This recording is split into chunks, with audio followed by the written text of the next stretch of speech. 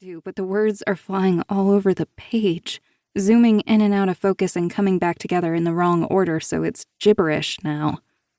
I drop the book, and it lands on the floor, cover open, like a dead bird.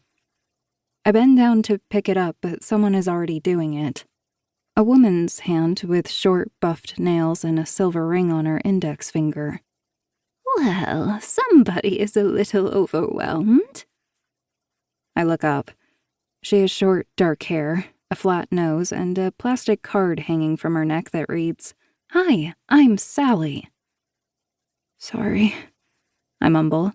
I gather the books from the floor and stack them on the table, try to restore the pile to its original shape, but she shoos me away.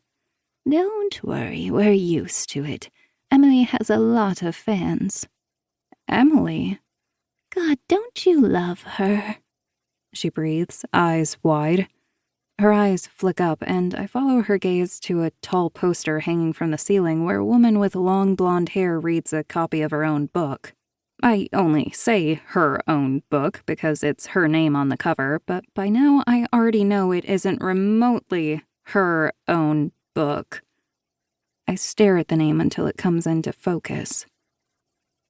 Emily Harper. Have you bought your copy yet?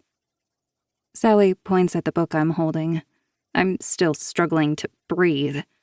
I shake my head. She checks her watch. Well, she's here for another 10 minutes, although there's a bit of a crowd at the cash register and a line waiting at the signing desk. Signing desk?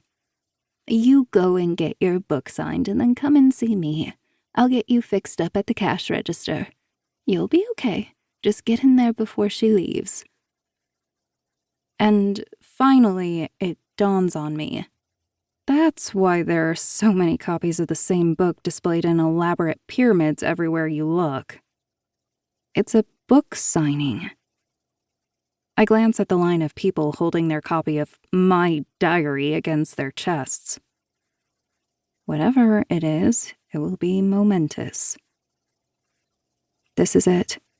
It's happening. The moment I've been dreading. They're going to know what I did. They're going to hang me. Chapter 2. I walk like a drunk to take my place at the end of the line.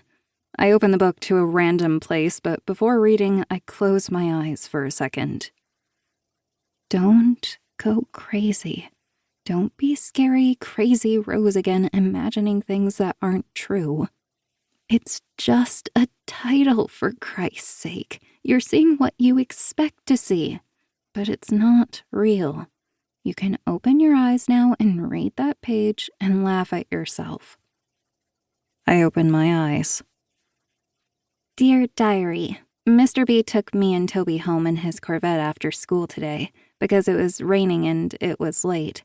I sat in the front and Toby in the back, and we dropped Toby off first because he lived closer.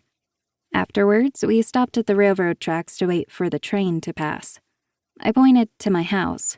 I told Mr. B about the fish tank in our living room, about how when the train rolls past, the water will quiver for a full minute.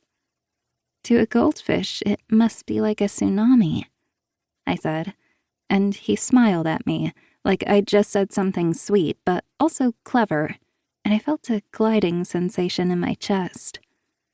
He turned back to wait for the crossing, and I studied the side of his face. His jaw, strong and masculine, his lips the color of ripe plums, the little coarse hair growing over his Adam's apple. He turned to look at me again, and my heart exploded as the gap between us closed. He caressed the corner of my mouth with his thumb. I love the way you think, he whispered. I love him so much. Love, Emily. I slammed the book shut. I'm going to be sick. Someone behind me nudges me forward and I look up. The line has moved on and I'm holding it up. I walk a few steps and open the book again. I have to know if she included the last entries. I mean, everything else I can live with. Maybe, but not the last entries.